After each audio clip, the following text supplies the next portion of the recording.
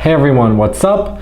It's been about a year since my last GMAT video, but I promised you all I would make this video, so I finally am making it. I found some time during quarantine. I'm assuming that's why all of you are also studying for the GMAT, and there's been a huge surge of people asking for this video to be made.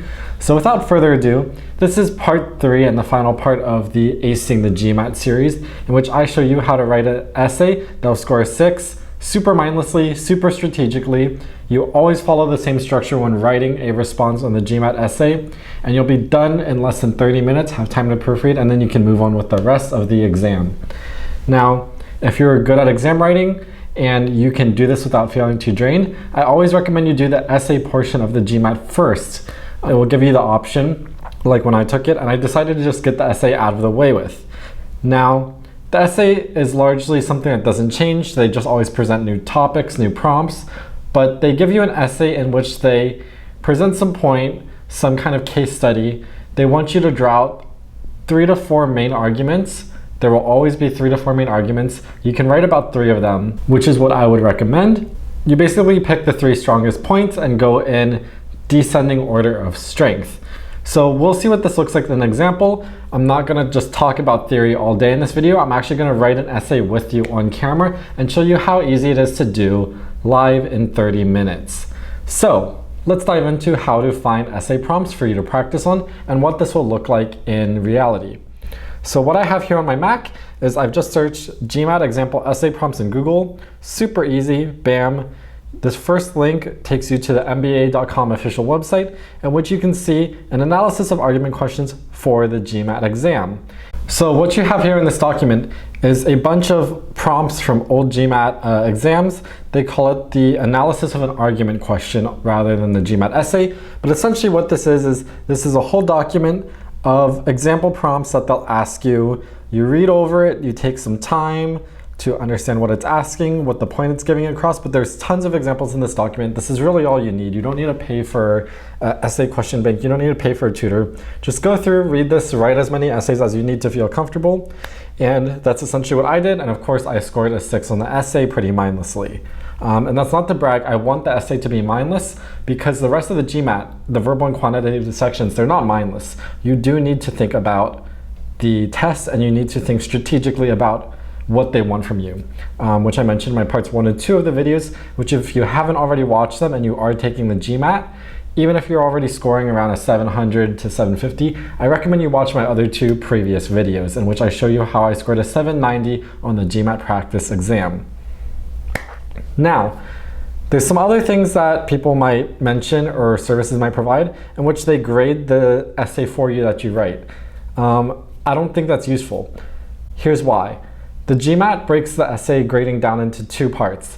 One is a bot that reads over your essay, and there's plenty of free websites that you can just copy paste your essay, put it into the bot. It just checks, is it well punctuated? Are there any grammar and spelling mistakes? Have you used big enough words? Have you used first off, second, third, in conclusion, this argument as it stands, these other common catchphrases that I will teach you in this video. And the second part of the GMAT grading is just a human reader. The human reader and the robot will never be more than 1.5 points off from each other. The human will basically verify that what the robot read looks good, agree with the score. They could rate you higher or lower a little bit, and you'll get the average of the 2 scores. But in general, it's not that hard to get a 6, and we're going to dive into an essay that should score a 6 on the live GMAT. Now, I will give a heat of warning that if you go and take the exam and you don't get a 6 and you come back to this video, I don't know what you wrote. What you wrote is there in that test room and it's gone afterwards. It's not online, it's not written down somewhere. You don't know exactly if there was stress or some other scenario, or you forgot a comma or punctuation, or you might have misused a stronger, a good synonym. Those are all variables that could drag your score down from a well-formatted essay. So aside from this video, skill that I can't provide to you is just reading thesauruses, reading books, reading hard to understand literature. All of those things will help you on the essay and on the verbal section, especially where you just get used to seeing good SAT vocab words, strong arguments. Especially I have a number of you that are not native English speakers, I actually found out, that watch my videos. And for you guys, I'm really sorry because this test is actually very unfair to you then. It's an international test reliant on English as the language. And this essay section is going to entirely rely on your existing knowledge of English. So there's a good thing about that though, is this structure that I'm going to teach you and certain catchphrases, key phrases to score automatically higher on the essay, I'm giving you the answer to that, and you can just do this. The thing that sucks though is, knowing these vocab words, knowing when to use the proper affect, effect, then, than, all of these different words. There's plenty of videos on YouTube. You just need to study up and make sure that your English, formatting is bulletproof with those.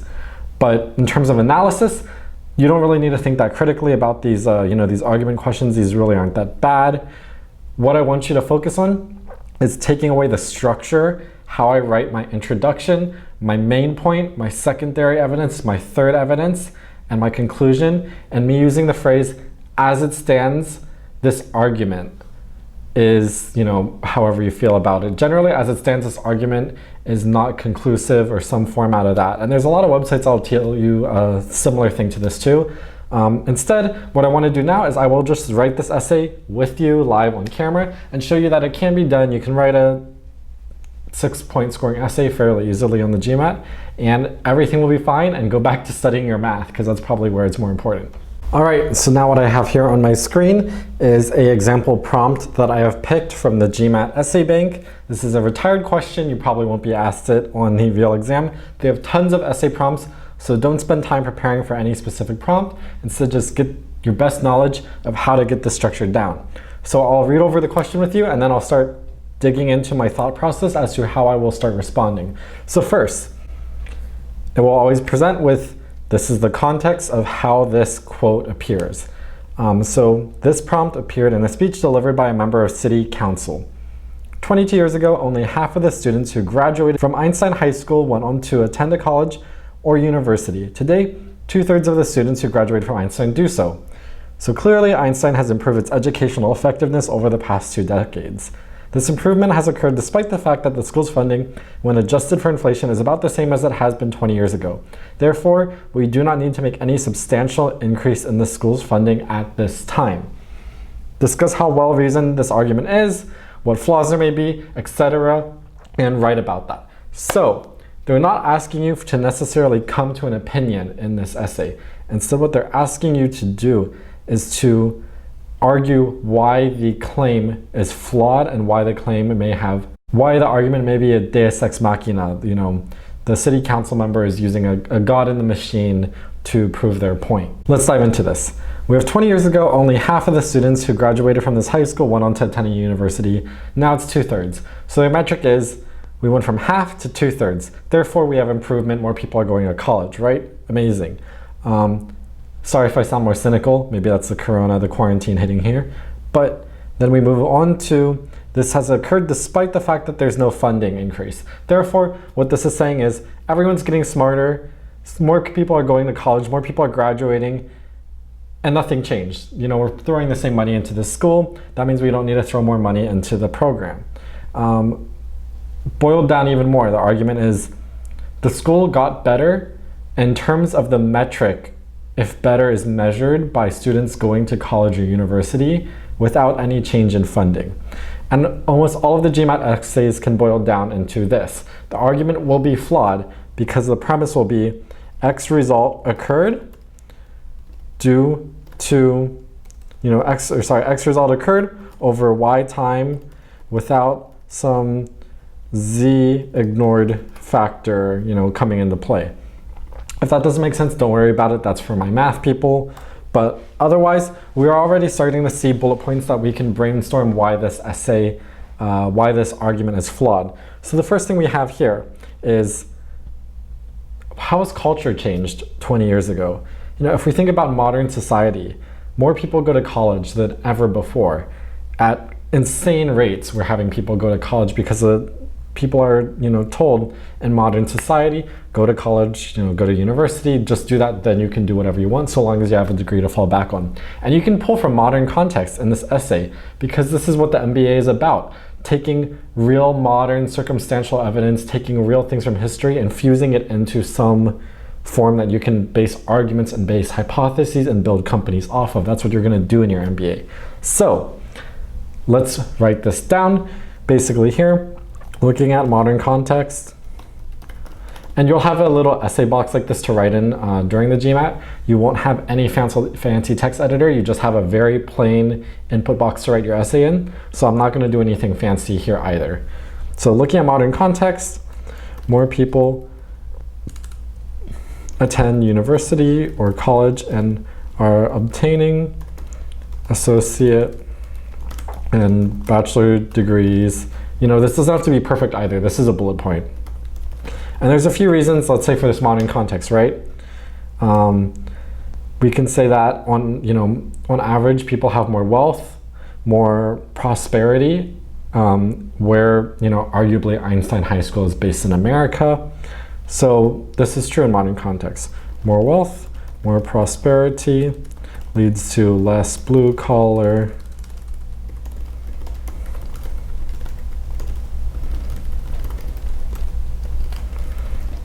So in this first one, there's a need to go to college to get a job because of how the market has shifted. Another view is societal construct, expectation to go to college from parents, friends, high school counselors. And then lastly, just broad global understanding that college comes first after high school. There's some points there, but then let's move on to another point, which is where you can start breaking down arguments on a less broad spectrum. So in this case, there's some more things that we can come up with to rebuke this argument.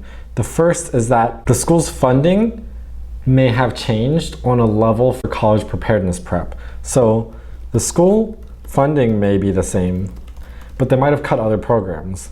Maybe they cut PE, they cut free lunches, they cut art, they cut ceramics. Anything not crucial to college test prep may have been cut, and the college test prep class budgets might have gone up.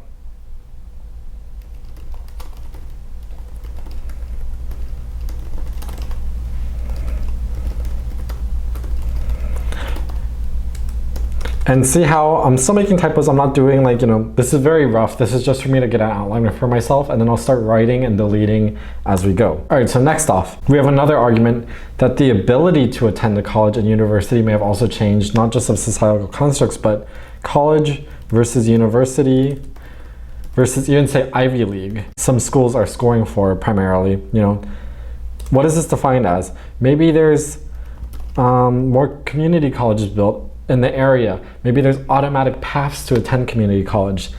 These things are all, varying, conflating factors that the GMAT wants you to pull out. They want you to find these various, sources, conflating factors, and extract these and use these in your argument. An example one, my stats teacher in high school taught me is 100% of people who drink water, which I have right here, remember to drink water, 100% of people who drink water die. That's a fact. That's true. That's also a statistic. Is it why they die? Because we drink water? No. And that's what the GMAT, on a much more nuanced, intelligent level, is asking you to do with these essays. So, maybe more community colleges. Barrier to entry has gotten easier. Community college scholarship funding could have increased, so more people can attend, which is independent of a high school increasing its funding.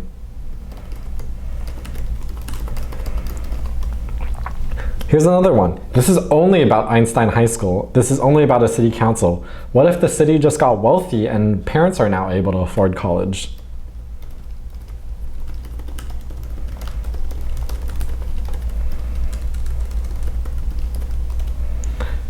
Or there's even some other context. We don't know the history of Einstein High School's city. Maybe it was largely a farming town and now it's shifted to a more built up, structured suburb where that is the goal instead of farming.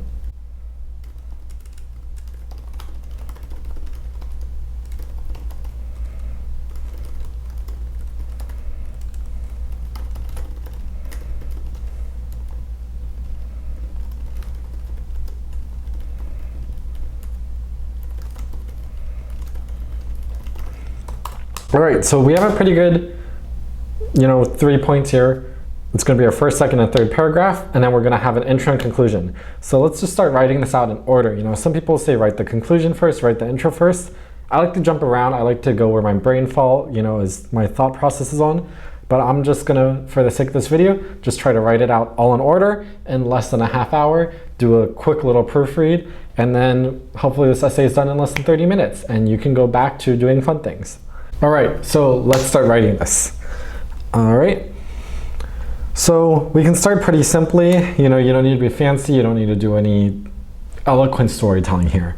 You can start very, very blunt and just say, this argument, the city council members' argument concludes that Einstein High School does not require any substantial increase in school funding due to its, and remember, don't use the wrong its. This is just its for my foreign English speaker friends. So due to its educational effectiveness, I don't really like that term. We can say due to its measured improvement in students who attend college or university post-graduation. That's a long but strong first sentence because we entirely summarize the argument here. The city council member's argument concludes that Einstein High School does not require any substantial increase in school funding due to its measured improvement in students who attend college or university post-graduation. Now, next sentence. Let's say our response to that. What do we think of this? Clearly, we don't agree with this conclusion because they want us to disagree with it for one, but there are also flaws in their proposal and argument. So here we can say, this conclusion, this argument, this conclusion, which is based solely on one metric,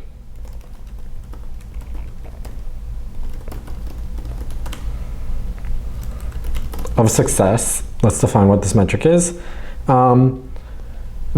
Based solely on a single metric of success is flawed due to a variety of factors, but we can say that maybe nicer. We can say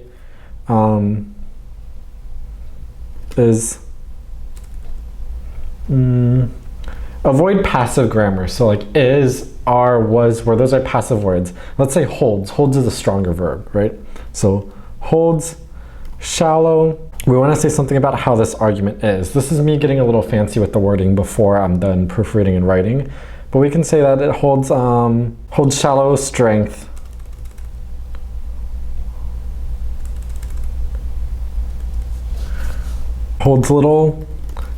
we can say it holds little strength against contextual questioning. Is this a speech? Yeah. The council members' speech. Now also, as you write this, we do have a word count, 222 words. We can check how many words are here, but the GMAT doesn't really care about that. And I think within this time limit, within the amount, you can actually talk about, a one paragraph or even two sentence argument that the GMAT presents to you. You don't really need to worry about word count. You can kind of visually tell and get the feeling that your essay is too long or too short, too wordy, or if you don't have 3 paragraphs of counterpoints, it's just too short. Every paragraph is just a few sentences, 3 to 4. This isn't going to be the best essay you've ever written because they know that it's 30 minutes in a high stress environment. So, the council member's speech fails to consider historical, the council member's speech fails to consider historical or contextual reasons as to why college attendance has increased for Einstein High School.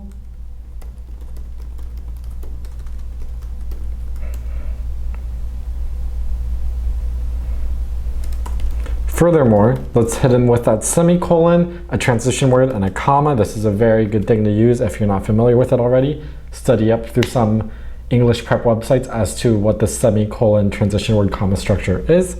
So you can say, it fails to blah, blah, blah. Furthermore,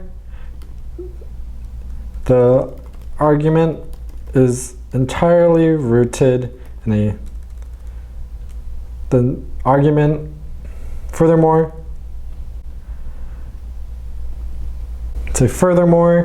the reason about funding, right? The argument is that the school's not getting more funding. So furthermore, the reason to not increase the school's overall funding is rooted in the success of a specific sub-program, or is rooted in the success of a specific metric of the school. You know, there's other metrics like salary expectations, you know, employment rate, happiness, dropout, measured success, SAT scores. There's many different things other than the single metric of did they get into college or university or not that we can consider too. So this is going to be our first paragraph, and I think it's pretty good.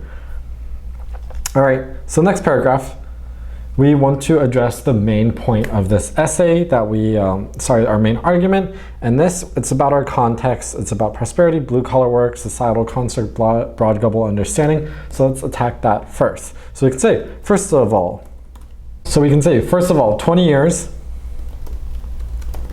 is a large jump, right?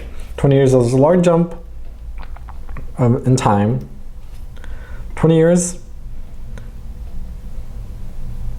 is a broad, first of all, so let's think about how to make this sentence a little bit stronger first here. Let's see. First of all, many societal changes, make sure you know how to spell, have occurred in merely 20 years, and we don't need merely there. We can see many societal changes have occurred in 20 years that affect this is what I say about the right effect. Know when something affects something else versus when the root result is the effect of the situation. If you don't hear my nuance and tones, just search affect spelled with an A versus effect spelled with an E, and when to use them in appropriate situations, because that is a common thing to dock you points on this essay. All right, so first of all, many societal changes have occurred in 20 years that likely affect the context of nationwide and we can say nationwide and global rates of college attendance. That's a strong first sentence, and that lays the point of what we're going to talk about. We hit them with what we're going to talk about, and then the evidence for why our argument might be valid. So, we can talk about this.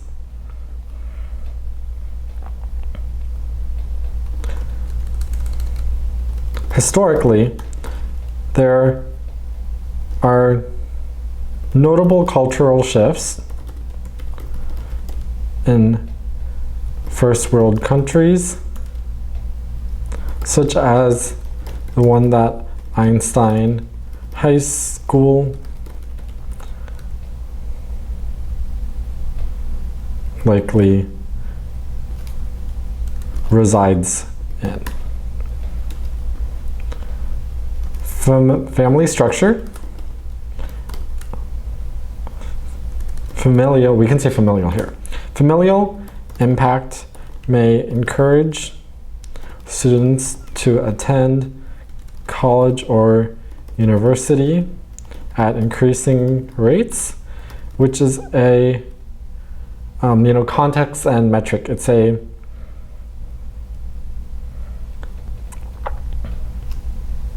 encouragement and factor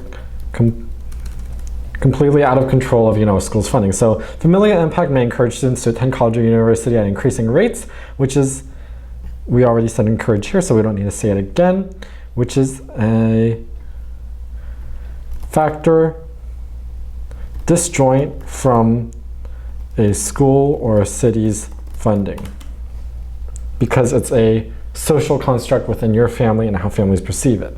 All right, next off, we can talk about more of why this historical context is true. Considering modern society, it is largely fact now, saying that we're bringing true facts into this. It is largely fact now that college attendance rates of any form are at an all-time high.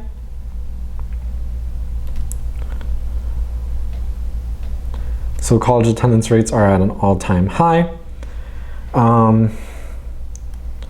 And there's so many more defined paths to get to college, you know. So we have that talk about blue-collar work and white-collar jobs, so let's tie that into the sentence. So it's largely fact now that college attendance rates of any form at an all-time high, especially as career paths have shifted from blue-collar work to white-collar jobs. Whether this is due to, you know, media impact, to larger media impact, you know, shift in the city's socioeconomic status, or the courses, or the teachers, or the teachings of the school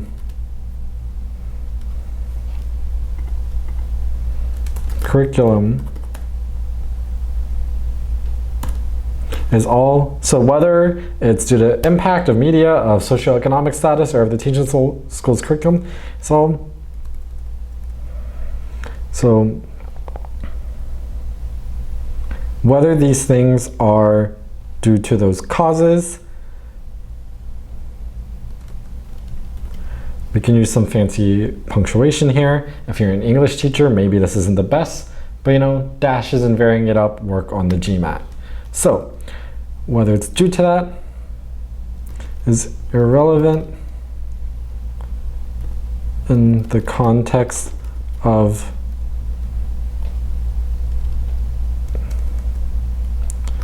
funding impacting college attendance rates. I think that's fine for the first paragraph. We've got a few sentences in. We talked about our first bullet point.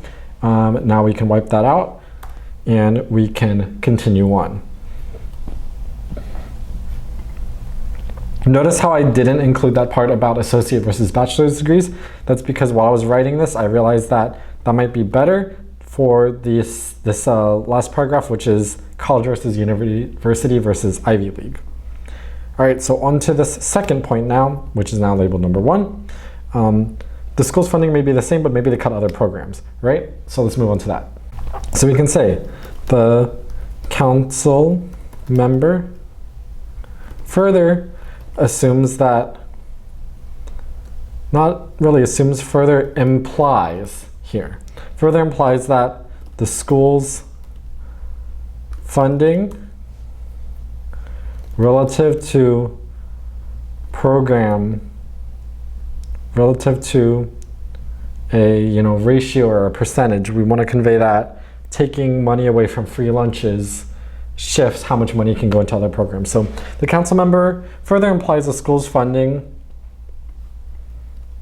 has not shifted in both total monetary sum or by ratio of program spending. We can talk about a specific. So specifically, college, you know, college attendance rates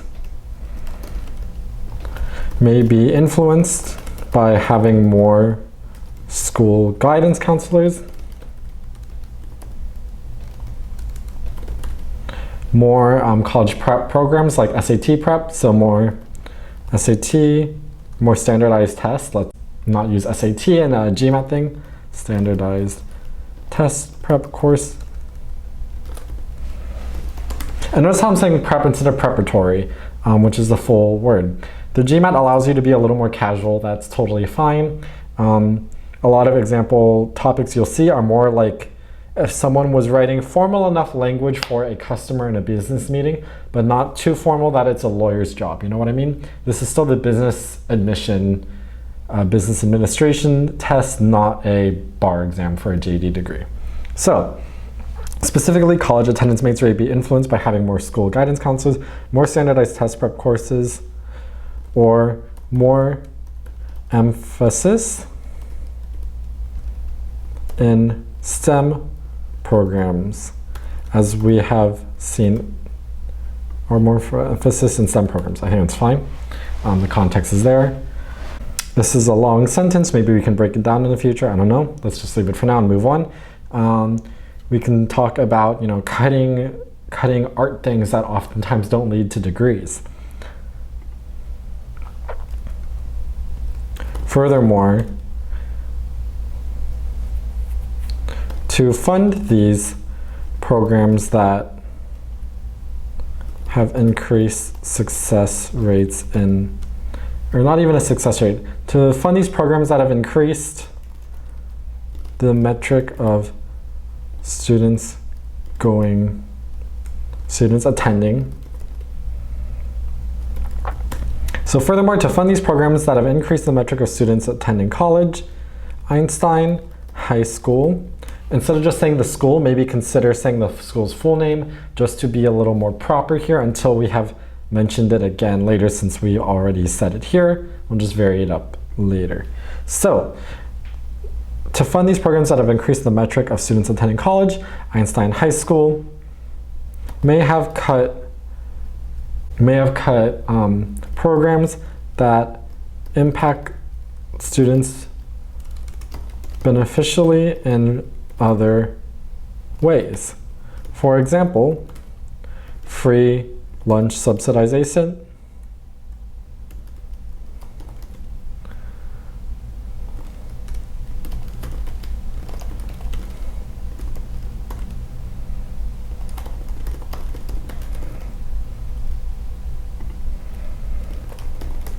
so this is a very obvious statement.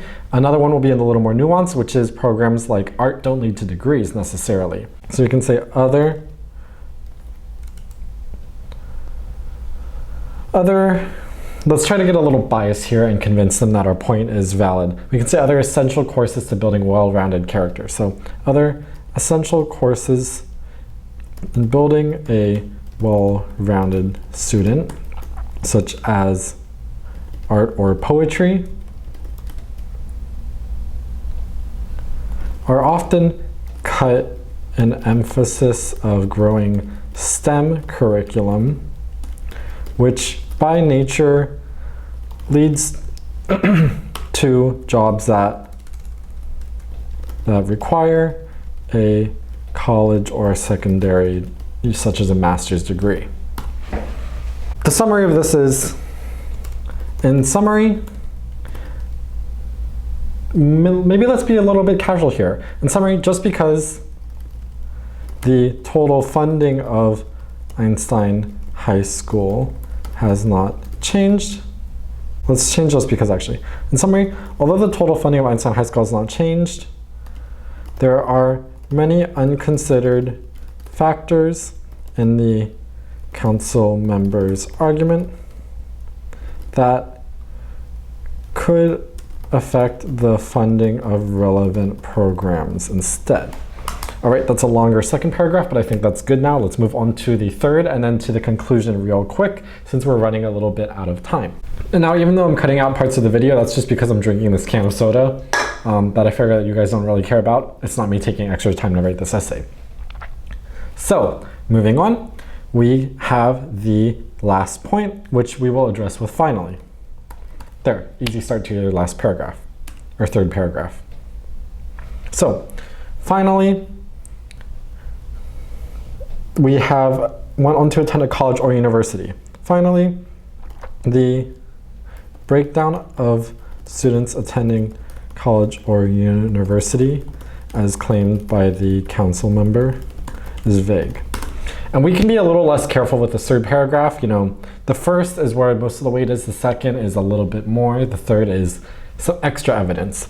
So let's say, for example, like I was talking about here, the barrier of entry to attend community college in the city where Einstein High School resides may have vastly changed over 20 years due to funding from other city programs. Community colleges, often funded by different organizations, by outside sources or municipalities. If you don't know what municipalities is and you are a foreign English speaker, go look that up. All right, so community colleges may offer more scholarships or pathways for students to easily and/or automatically enroll into post-graduation, enroll into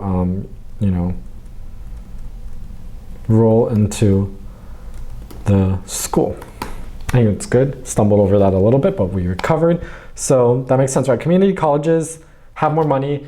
They see students graduating, and they're like, hey, you are top of your class, we'll take you for free. Or maybe they'll say, hey, you're struggling a little bit, but we see talent. We are going to offer you a scholarship in exchange for you attending for 1 year. That raises a good point. If that doesn't measure that they graduate necessarily from college or university, they just attend.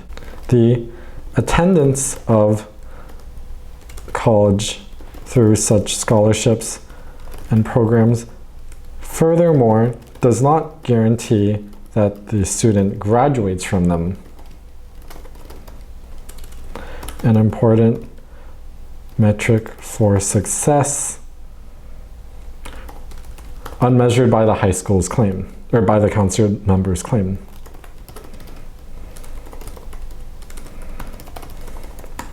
For a student to truly be successful,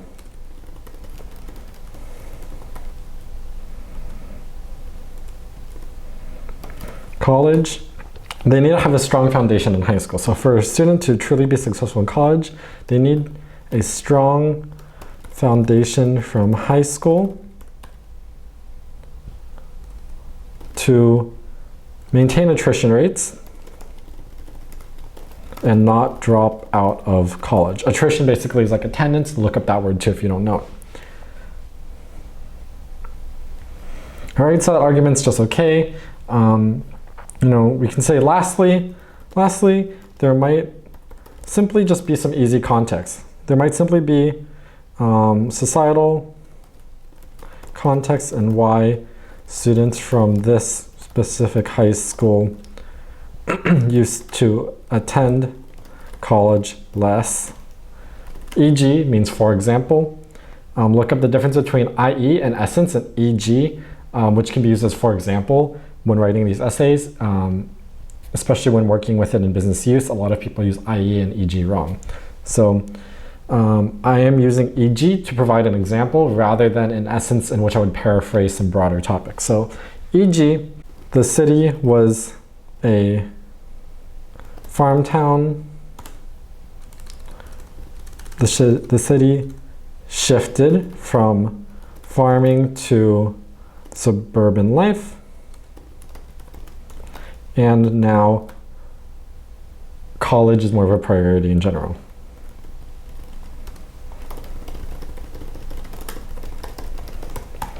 I think that's a good last paragraph. And now let's break it down with a very nice, simple, very structured, mindless conclusion to write. So in conclusion,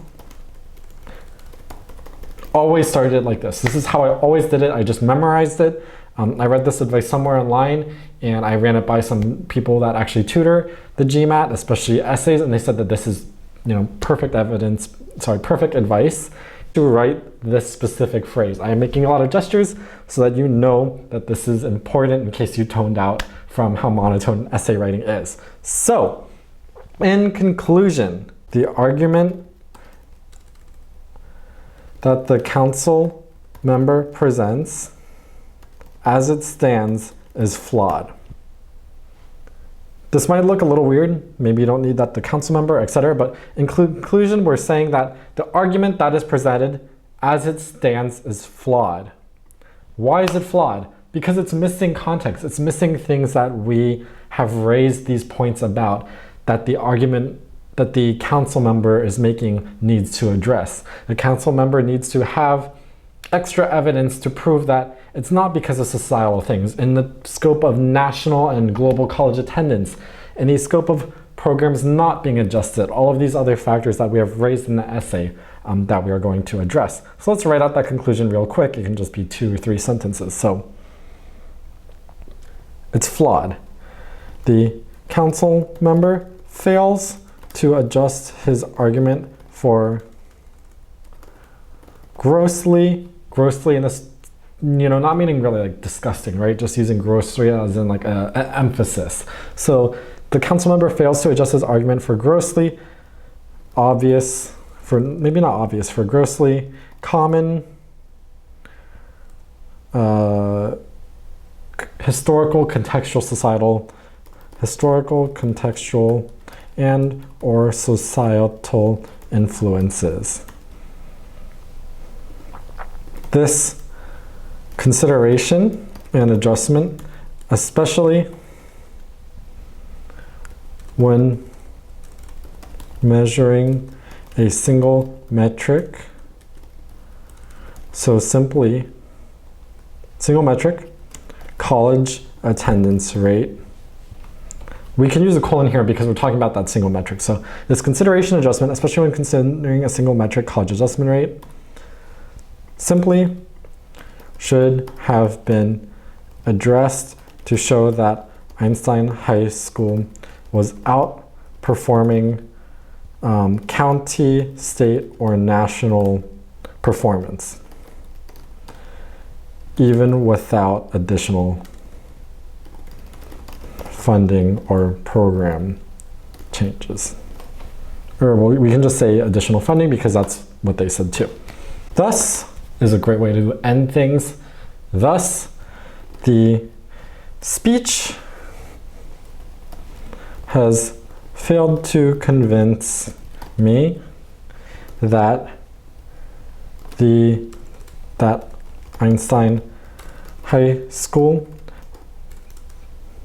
would not perform better with additional funding, because that's kind of what the argument is, right? So thus, the speech has failed to convince me that Einstein High School does not require additional funding. We can edit simply like that, and that's probably around a half hour. I might edit in a timer, maybe not. And there we go.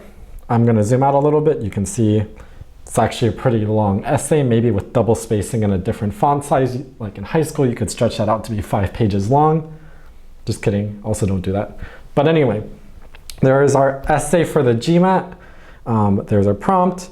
We can delete out our bullet points. Proofread it if you need, but I proofread it generally as I was writing. And I think I would be happy to submit this into the GMAT and expect a 6 at the end of the test when your result sheet prints out.